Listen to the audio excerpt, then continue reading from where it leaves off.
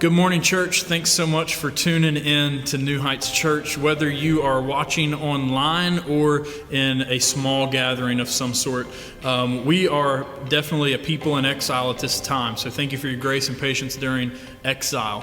If you're watching online, please share this video. If you are with a small gathering of people, please be safe and careful, but enjoy that time of community within the church. As we continue through the book of Daniel, today we are covering Daniel chapter 3. We're going to go over the famous story of Shadrach, Meshach, and Abednego as they are thrown into a fiery furnace for refusing to worship an idol that the king has set up. Bringing this sermon to you today is Patrick Wheeler. Pastor Patrick is one of our elders. He was ordained and installed at the beginning of this year, and we are so thankful to have him as an elder of New Heights Church. He lives in the big city of Milton, West Virginia. He serves you, church, and so we are honored to hear from him and his preaching today. Before we get to the sermon, we are going to worship through song, and so if you would sing with us.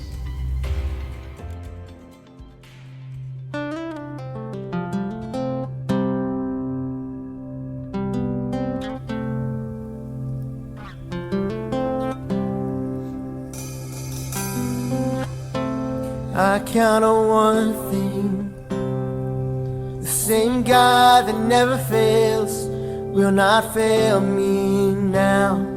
You won't fail me now in the waiting. The same God who's never late is working all things out. You're working all things out. Oh yes, I will lift you high in the lowest valley. Yes, I will bless your name. Oh yes, I will sing for joy when my heart is heavy all my days. Oh yes, I will.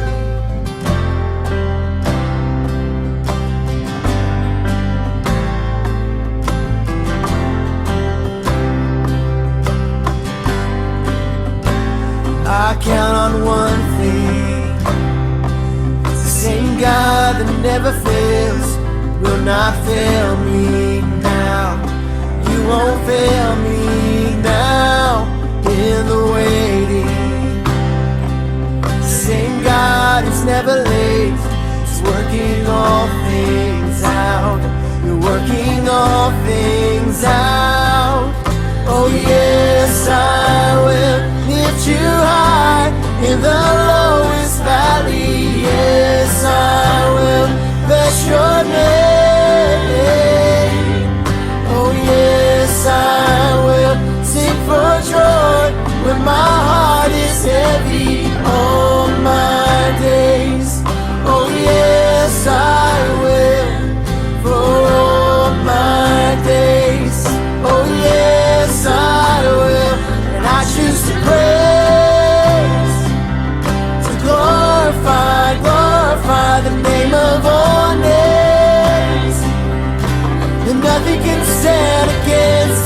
I choose to praise, to glorify the name of all names. And nothing can stand against. I choose to praise, to glorify the name of all names. And nothing can stand against. I choose to praise, to glorify the name of all names. And nothing can stand against. Oh yes, I will lift you high in the lowest valley. Yes, I will bless your name. Oh yes, I will sing for joy when my heart is heavy all my days. Oh yes, I will for all my days. Oh yes, I will for all my days. Oh yes, I will.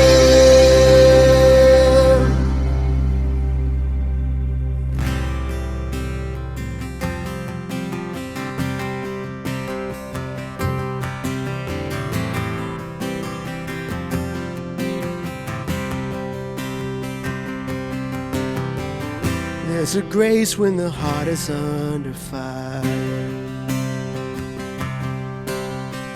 Another way when the walls are closing in. And when I look at the space between where I used to be and this reckoning, I know I will never be alone. There was another in the fire, standing next to me. There was another in the waters, holding back the sea. And should I ever need reminding of how I've been set free, there is a cross that bears the burden, where another died for me. There is another in the fire.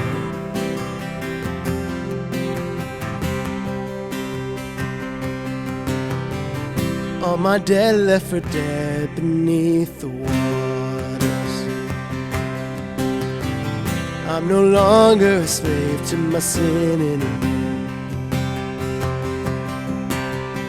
Should I fall in the space between what remains of me and this reckoning, either way I won't bow to the things of this world.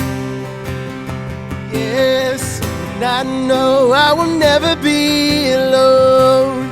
There is another in the fire, standing next to me.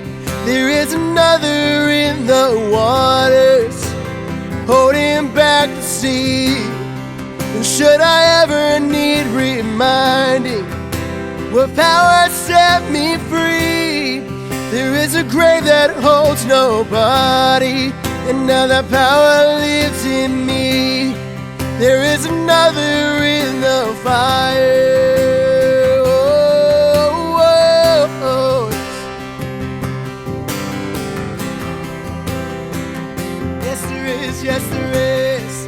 I can see, and I can see the light in the darkness. As the darkness bows to him, I can hear the roar of the heavens. That's the space between west and I can feel the ground shake beneath us. That's the prison walls cave in. Nothing stands between us. Oh, nothing stands between us.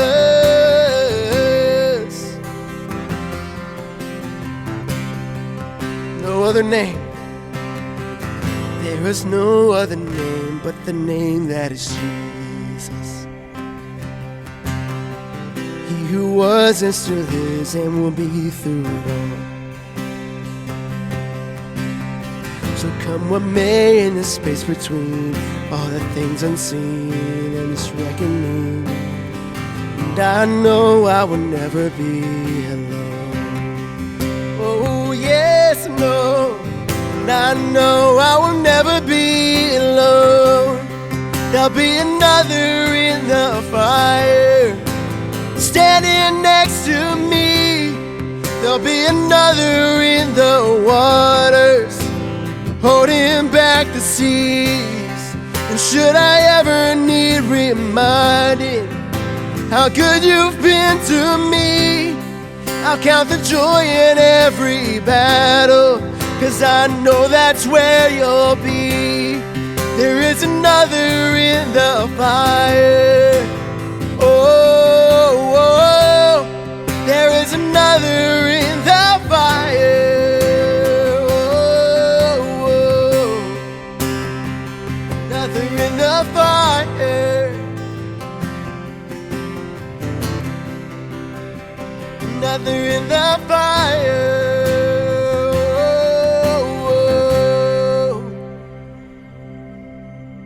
Well, good morning, church. Hope everybody is having a blessed morning so far, whether you're at home, whether you're in one of your group meetings. But I hope this sermon finds you doing well this morning. Been praying for you. Can't wait to see everybody once we get back into the buildings and be able to worship and praise God together. But today we're going to continue in our sermon series, Faith in Exile. We're continuing in Daniel chapter 3 today. This chapter is probably something that you've heard of at one point or other in your life.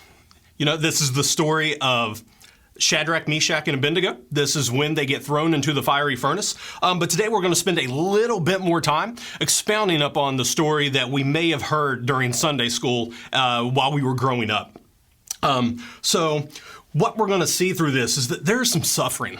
There's boldness, but it's going to prove that they are a strong witness for their faith, and they're a strong witness for the gospel of Jesus Christ. I love this story, and I'm excited to be able to get to preach this for you today. So hopefully, like I said, this finds you well, and hopefully you're able to take something from this and be able to apply it to your daily life as a Christian. We're going to have 3 points as we go through this. Verses 1 through 7, we're going to have disdain. Verses 8 through 23, we're going to have a dismissal. And then 24 through 30, we are going to have a deliverance from this struggle and this trial that these 3 men are going through. So let's just jump right in. Verse 1, King Nebuchadnezzar made a gold statue 90 feet high and 9 feet wide. He set it up on the plain of Dura in the province of Babylon. King Nebuchadnezzar sent word to assemble the satraps, prefects, governors, advisors, treasurers, judges, magistrates, and all the rulers of the provinces to attend the dedication of the statue King Nebuchadnezzar had set up. So the satraps, prefects, governors, advisors, treasurers, judges, magistrates, and all the rulers of the provinces assembled for the dedication of the statue the king had set up. When they stood before the statue Nebuchadnezzar had set up, herald loudly proclaimed, "People of every nation and language, you are commanded. When you hear the sound of the horn, the flute, the zither, the lyre, harp, drum, and every kind of music, you are to fall face down, and you are to worship the gold statue that King Nebuchadnezzar had set up. But whoever does not fall down and worship will immediately be thrown into a furnace of blazing fire." Therefore, when all the people heard the sound of the horn, the flute, the zither, lyre, harp, and every kind of music, people of every nation and language fell down and worshiped the gold statue that King Nebuchadnezzar had set up. So I think the setup that verses 1 through 7 have here, it shows this disdain. And what I mean by disdain is that there is this complete arrogance of Nebuchadnezzar. And we know from the past couple sermons that Nebuchadnezzar is the most important ruler in the world at this time. He is the most powerful ruler in the world. But what he is showing in this is this disdain for the gospel. He's showing this complete lack of respect for the one true God. I mean, Babylon was already full of idols already. And I mean, what was he doing? He was building this statue to show his status, to show that I can do whatever I want. And what do you do when you want someone else's attention? You create something or you do something to draw that attention away from something else to you or to whatever you want their mind focused on. And this is what he was doing. But and how was he accomplishing that? He was accomplishing it through valuables. He has a pure gold statue. And while it says pure gold, a lot of scholars believe that it may have just been inlaid with gold, while the statue itself was made with wood. Because even as the most powerful ruler in the world, he probably could not have afforded to build a pure gold statue of 90 feet tall by 9 feet wide, which the dimensions on this were a little off. So it says he set it on a pedestal. So when he set this on this pedestal, it could be seen throughout the far reaches of the region. People would be able to look into his kingdom and see his status, but also see what he worshiped and what his mind was actually focused on. So some scholars actually point out that this seems to be an idea that was taken from chapter 2. So in chapter 2, we know that Daniel was interpreting a dream from Nebuchadnezzar about the statue, where the statue in his dream had 4 sections representing 4 different empires. The one he built was completely gold. And there was this importance to the fact that it was completely gold, because what the connection made is that they think Nebuchadnezzar was trying to make this statement and connect to his dream, saying that his empire would last forever, saying that Babylon would not fall. So he had this arrogance that he was so powerful, he was so much more respectful and powerful than the one true living God, that his kingdom could never perish. And that's what this was built to represent. He was creating another idol to draw focus to himself. He was turning the attention of from the true living God towards himself, and he was completely forsaking our Heavenly Father. Isaiah 45:20 says, "Assemble yourselves and come. Draw near together, you survivors of the nations. They have no knowledge who carry about their wooden idols and keep on praying to a God they could not save." Church, he was putting his focus, he was putting his life, he was putting everything that he had towards this idol. And I think we can do this sometimes as Christians, church, no matter how good our walk with Christ is, no matter how great our walk and our study is in Scripture. We can succumb to this as well. If we are not careful, we can allow so many different things in our life to become an idol for us to focus on. And what happens is that when we start becoming so enthralled with this idol, or we start becoming so focused on something that's outside of the realm of the gospel, what we do is start pushing ourselves further away from that gospel, and we start exiling ourselves farther away from the redemptive promise of Christ. And that's what is going here. We see that the result of this is not valuing God, but it is about valuing yourself more than you value God. And I think this is another area where we succumb to that as well, church. We care more about how expensive our car is, how we look for that status driving down the road, when we forget everything else that we're doing. So we become completely more obsessed with the works that we do for ourselves than the works that we do for God, and expanding and living our life on mission for Him. And this is because we value ourselves more. And church, my prayer is that we don't succumb to this, that we see who God is, and we don't ever allow ourselves to be turned away from His gospel, from His love, from His redemptive promise, and that we have a faith in Him that is bold and unwavering, so that we can be more like Christ every single day. Because when you focus on many gods that you do not want, that you don't need, what happens? You live in a world where you continue to create more worthless idols or more worthless ideologies to gratify those desires.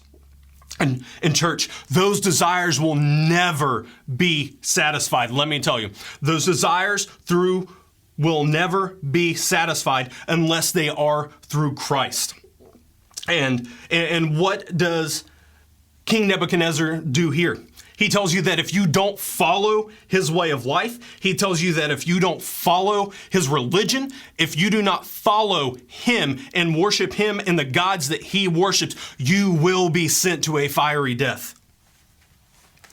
But how does he do this? What is he doing? He's politicizing himself. He's politicizing his position in order to push his religion and to push his idols. And what does he do for that? He calls everyone around like a huge campaign promise. He makes sure that all of these important people in the area, these judges, the magistrates, all of the most important people in the positions in the province of Babylon show up. He makes a big scene about it. Most likely there were speeches given. He had his herald make a speech. And what does he say? He says, you have to do this. You have to worship me every time you hear music, every time you hear any instrument, every time you hear any type of music at all. You are to bow down and worship the statue that I made. There are very specific commands to the worshiping of the idol, but not only the idol, but himself, because he is the one who's claiming that he created it. He wasn't giving them an option. It was either this or an intense suffering for not bowing down to his will. And church, we see this all throughout the world. We see this in other countries right now with Christians. We see Christians succumbing to death. We see Christians being murdered because of their love for Jesus Christ. That if they don't turn to another religion or they don't turn to the beliefs of somebody else, then they are going to be persecuted to the point of death. And that's what he was saying here, is that I am so much more important than the one true God, that if you don't follow me, you don't need to live. And that takes us to our second point, dismissal. Verse 8, so some Chaldeans took this occasion to come forward and maliciously accuse the Jews. They said to King Nebuchadnezzar, may the king live forever. You as a king have issued a decree that everyone who hears the sound of the horn, flute, zither, lyre, harp, drum, and every kind of music must fall down and worship the gold statue. Whoever does not fall down and worship will be thrown into a furnace of blazing fire. There are some Jews you have appointed to manage the province of Babylon, Shadrach, Meshach, and Abednego. These men have ignored you as a king, and they do not serve your gods or worship the gold statue that you have set up. Verse 13, then in a furious rage, Nebuchadnezzar gave orders to bring in Shadrach, Meshach, and Abednego. So these men were brought before the king. Nebuchadnezzar asked them, very straightforward, Shadrach, Meshach, and Abednego, is it true that you don't serve my gods or worship the gold statue that I have set up? Now, if you're ready, he gives them an option. He says, now, if you're ready, when you hear the sound of the horn, flute, zither, lyre, harp, drum, and every kind of music, fall down and worship the statue that I made. But if you don't worship it, you will be immediately thrown into a furnace of blazing fire. And who is this God who can rescue you from my power? So at this point, he is questioning the one true God. He is questioning the power and the authority. Who is it that is actually going to save you from this situation that you are facing if you do not bow down and serve me and serve my idols? And Shadrach, Meshach, and Abednego in 16 replied to the king, Nebuchadnezzar, we don't need to give you an answer to this. If the God we serve exists, then he can rescue us from the furnace of the blazing fire, and he can rescue us from the power of you, the king. But even if he does not rescue us, we want you as king to know that we will not serve you or your gods, or worship the gold statue you set up. Then Nebuchadnezzar was filled with rage, and the expression of his face changed toward Shadrach, Meshach, and Abednego. He gave orders to heat the furnace 7 times more than customary, and he commanded some of the best soldiers in his army to tie up Shadrach, Meshach, and Abednego and throw them into the furnace of the blazing fire. So these men, in their trousers, robes, head coverings, and other clothes, they were tied up and they were thrown into this blazing fire. Since the king's command was so urgent and the furnace was extremely hot, the raging flames killed those men who carried up Shadrach, Meshach, and Abednego. And all these men, Shadrach, Meshach, and Abednego, fell bound into the furnace of blazing fire. So this point is about this dismissal. And here we see a dismissal of 2 different ideologies. We see Shadrach, Meshach, and Abednego having this godly motive by dismissing this ideology of praising and worshiping a statue that a king made, but also praising and worshiping any other idols before their God. And then we have the Chaldeans who had this political motive. They could care less if these men actually laid down and bowed and worshiped to this. They had political motives in mind. If something happened to them, most likely they would actually be given this position. So this was a political motivation that they were going to manipulating the king and to trying to get rid of these 3 men. Which kind of is ironic, considering at one point the prayers of all of these men and Daniel are the reason that the Chaldeans were still around and saved. But they had forgotten this. They had become so obsessed and so enthralled with themselves that they didn't care about the consequences of their actions, about their political motives. They were dismissing everything else in order to gain this higher ground for themselves. While Shadrach, Meshach, and Abednego were sticking true to their convictions to God. Church, they were not dismissing this notion and continuing to stand so that they could put themselves on this pedestal or so that they could draw eyes to themselves, because that is not what they wanted. But we see the sovereignty of God here, placing them in this position so that his glory and his might can be seen in this. not just in this, but through the outcome of what is going to happen to these men. He is using this platform to spread the good news of himself. And we see that these men had an option. They had to bow down, they had to worship the king, or dismiss this notion completely and accept the consequences of their actions for it. And to the king, this would be seen as completely ungrateful.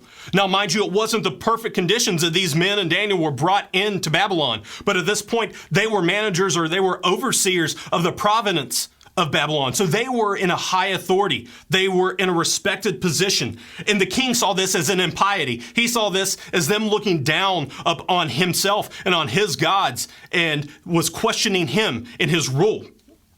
But that's not completely what they were doing.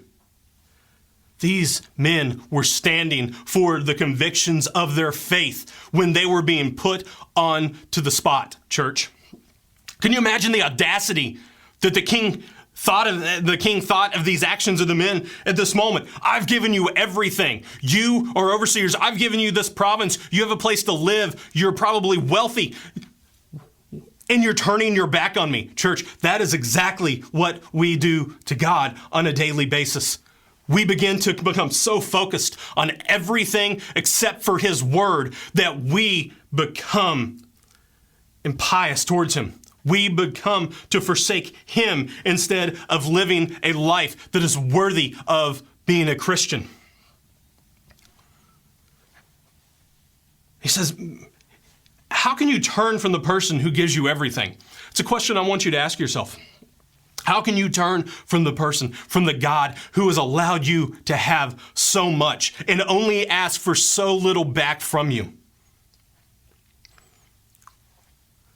But it's simple for them because the king didn't give everything to them. God did, just like God has given everything to us. So what we see is this is a beautiful story, church, of God's sovereignty in our lives, so that he can be seen and so that glory can be brought to himself through all situations, through the events that are transpiring from these three men. But not only from these three men, but from everybody in history that God has used for a purpose to advance his kingdom. Will gave multiple examples of this in week 1. If you want to go back and listen to some of those. But God will use every moment. God will use circumstances. God will use you. God will use the platform that you're on to advance his kingdom. So you may be upset about where you're at right now, church. You may be upset about some struggles that you're going on, some trials. But church, be bold. Be faithful, because the exact circumstance you're in could be the exact circumstance that God is using to move someone else's life. So we see this beautiful sovereign moment of God perfectly placing them in this moment in history so that we could look back on this and be like, gosh, that's my God. And once again, they insist that they will never bow down and worship the statue or his gods. I mean, imagine the intensity in this moment. The anger, the rage. The king was so mad. He went into a furious rage, as the scripture says. He wanted the furnace heightened 7 times. Now, they probably didn't know what 7 times was, but I think this is a good example and an analogy of how hot he wanted it. I want this 7 times hotter than it is currently right now. So I don't care how hot it is, but it needs to be more than it is at this exact moment. So church, my question for you is, when asked about your God, when asked about your faithfulness, about your worship, can you say it's true? Church, if your answer is no, you don't serve God. You have an idol that you serve that you have made a priority over God. Charles Spurgeon says this: if you cannot say that you take Christ's cross and are willing to follow him at all hazards, let me repeat that, and are willing to follow him at all hazards, then hearken to me and learn from the truth. Do not make a profession at all. I think this is a profound statement, that if you say you're a Christian, but at the moment that your Christianity is tested and you walk away from it, Charles Spurgeon is saying, do not make a profession at all because you're not truly a Christian. You have another idol that you are focused on and that you are making a priority in your life. On the most important stage of their lives, they are being asked the most important question of their lives. And church, what was their response? 16 through 18. Let's refocus on that. It says, Shadrach, Meshach, and Abednego replied to the king, Nebuchadnezzar, we don't need to give you an answer.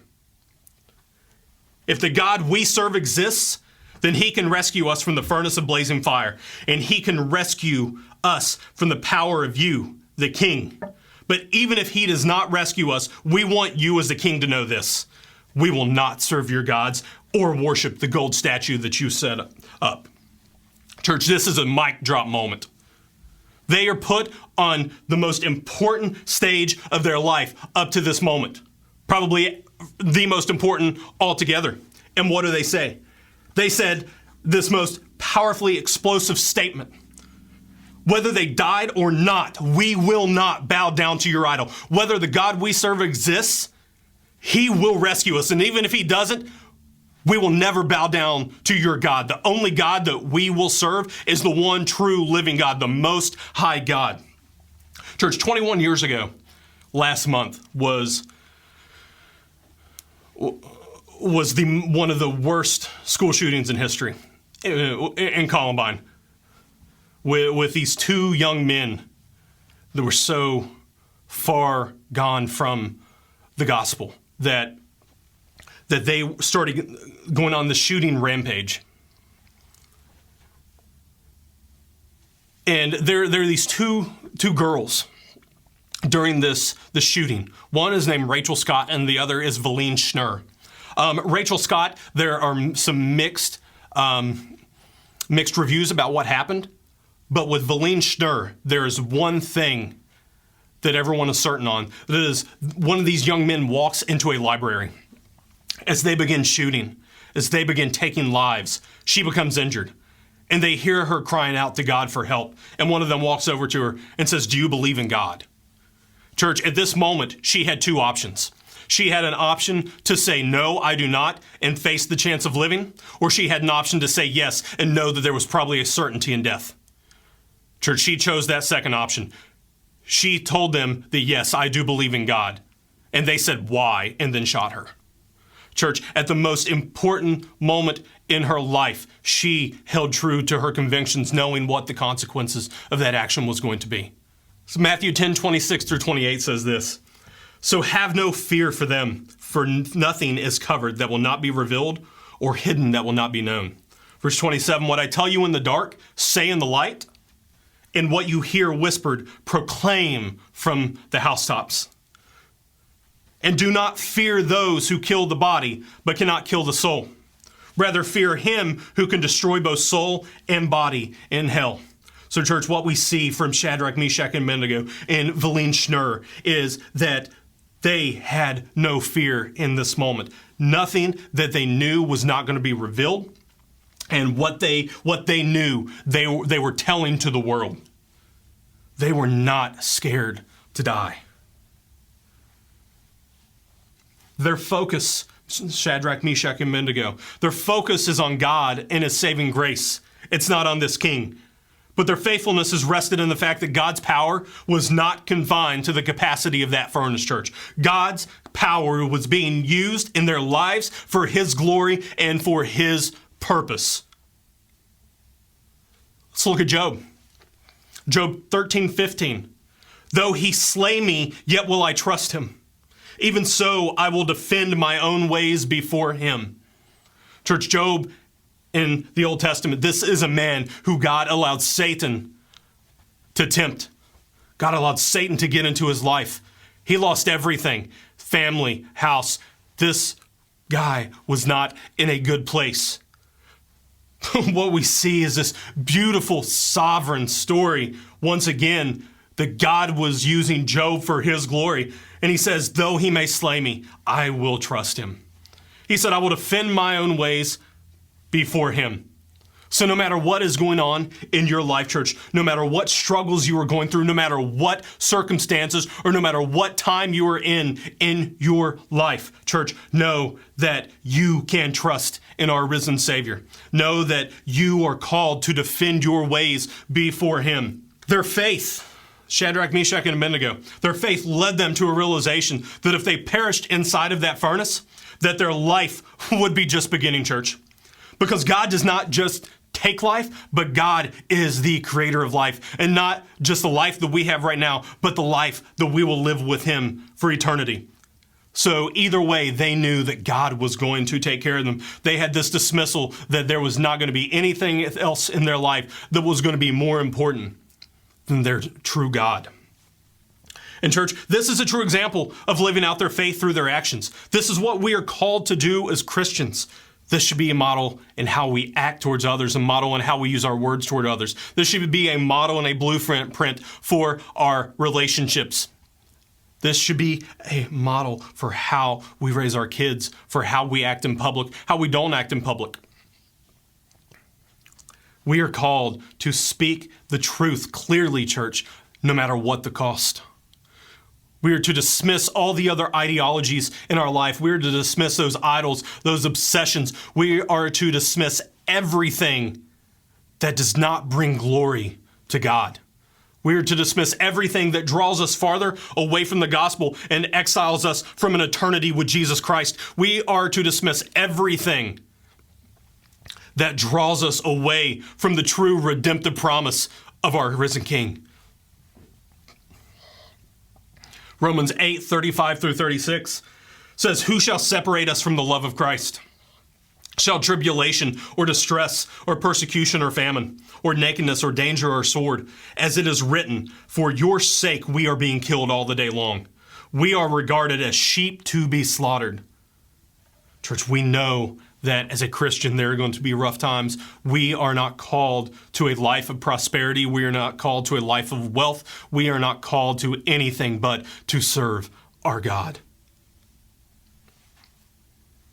There's a saying that I read at one point. I can't remember the exact author of it. I think it was John Piper. But he said, if we were called to live a life of luxury, a life of wealth, a life of prosperity, and then somebody forgot to tell the Apostle Paul.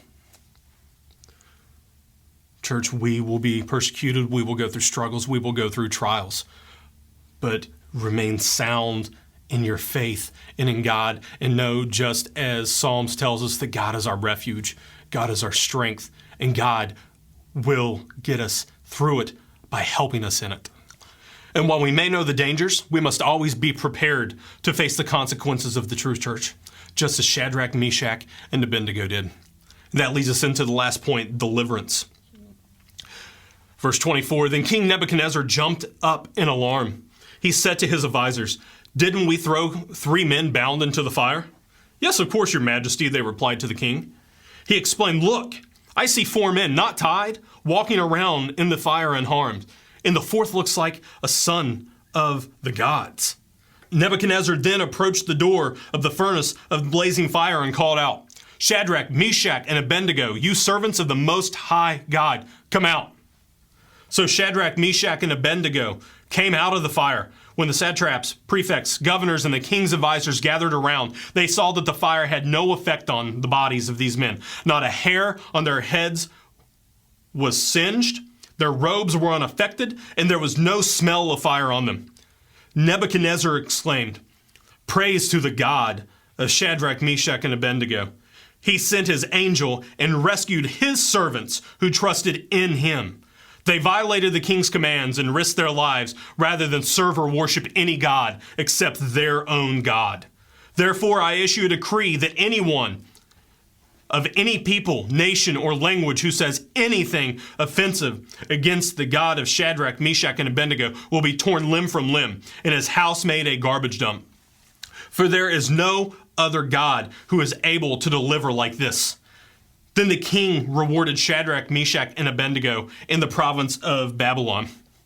This King Nebuchadnezzar, he loves justice.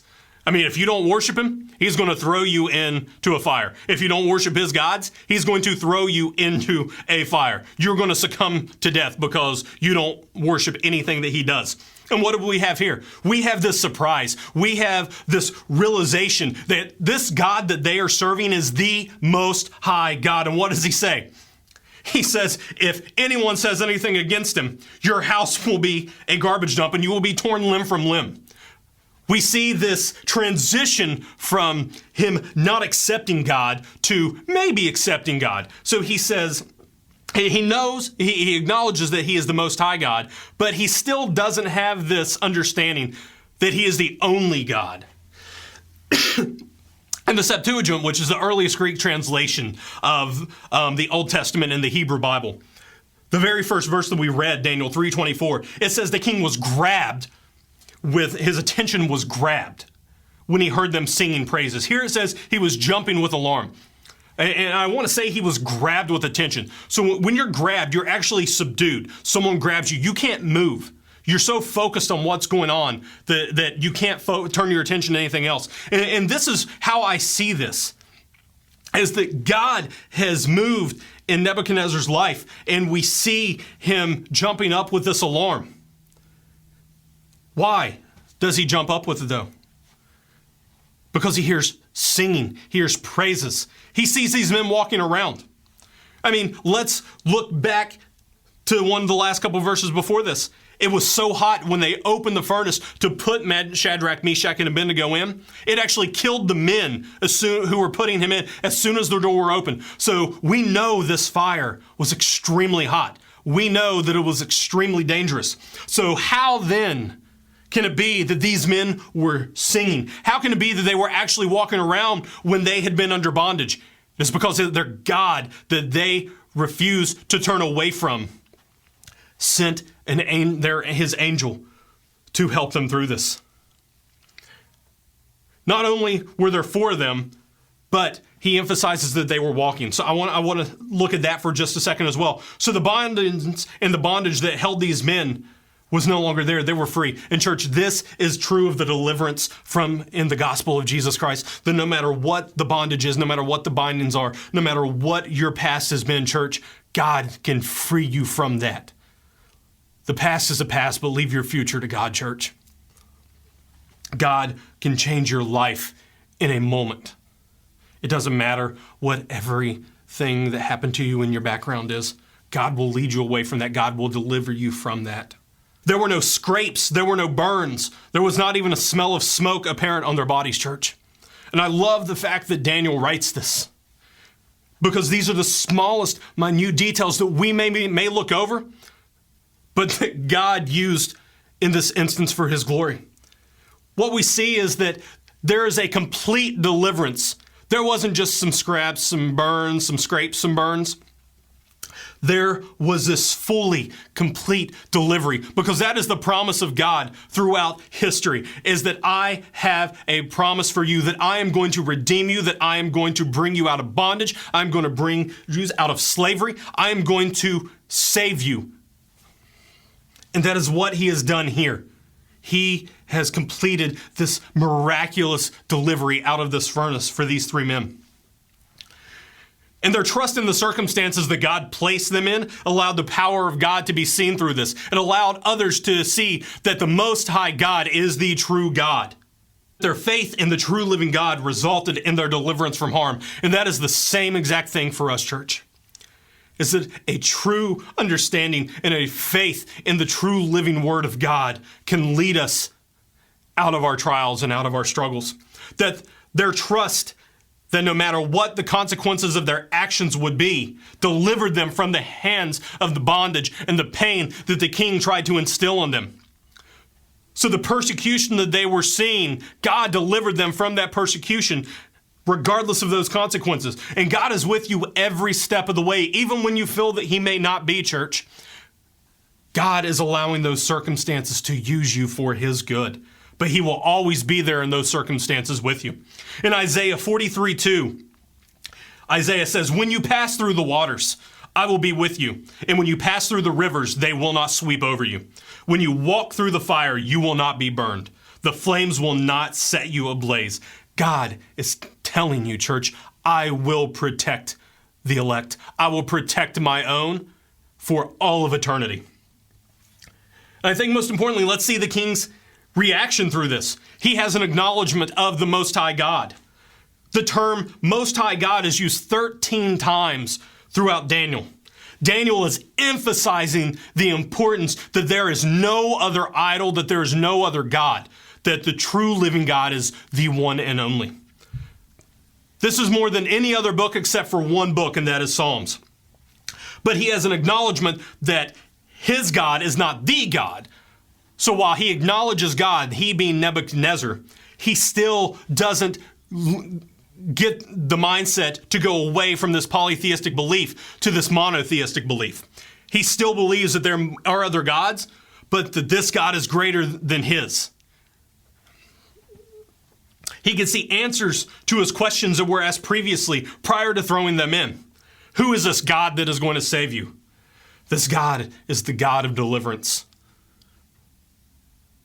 The God who has this beautiful, sovereign, redemptive story from the beginning of time up through now. In church, knowing God's plan in your life is not something that's easy to see. But as your relationship grows with him, it will be much easier to see where he is leading you to than where you were. Seeing God's sovereignty throughout their lives is something we may not always be aware of, but that we can see as well, looking back on it. So we know that our faithfulness leads to a surrendering in our lives to God. And when we surrender our life to God because of our faith, church, we begin to see this sovereign story that God has placed in front of us, that God has placed in history, that God has us in this exact moment in history for a specific purpose. And when we fully surrender to God, a dismissal of the ideologies in our lives, we begin to see this dismissal of other idols, of other obsessions. We begin to see a dismissal of everything in our life that draws us away from the deliverance of Jesus Christ. A dismissal of the things of the world that we put our hopes in, and that we put our hope in for deliverance in all trials that we face. And what we see is that we serve a God who controls history, who delivers on his promise to save his people. God has never once not done what he said he's going to, church.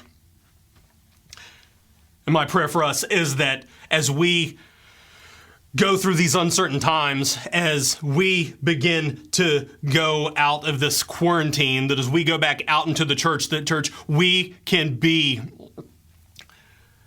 disciples to others, that we can be a Christian on mission, that the dismissals of all these ideologies in our life can be seen because we are so radiant with the love of God that others know who we serve. That no matter what the trials or struggles we face, church, are, that we put our faith in God to get us through them because we know that it's going to make us better in the long run. James 1:2-4 says, "Consider it a great joy, my brothers and sisters, whenever you experience various trials, because you know that the testing of your faith produces endurance. And let that endurance have its full effect, so that you may be mature and complete, lacking of nothing." So, church, I'm just going to end on this. God is sovereign throughout history. We see this beautiful story of these three men who hold true to the convictions of their God, who hold true to that no matter what the consequences are of their life, at the most important stage of their life, they said, "This is my God." That even to the point of death, they were willing to say, "This is the only God that I serve." In church, while the king was using this moment to unite his polytheistic beliefs, God was using this moment to show his great authority and to show the goodness and the promises of God will always be delivered upon. Thank you, Patrick. Chapter 3 is an incredible chapter, and we just want to take a second and look at the big idea. Listen, you are like Nebuchadnezzar, right? You do not seek after God. You really only seek after your own worship and glory. That's our nature, right? Is that we cling to sin and we cling to worship to self. And sometimes God gets our attention, doesn't he? Just like he does with Nebuchadnezzar. We see that God saves these men, really getting his attention. And what I love is the men saved, they're not saved by their own works. They don't get themselves out of their predicament. Who saves them out of fire? It's God, by his grace. You can relate to that. And so what I would ask is that God's grace fuels a radical faithfulness in you.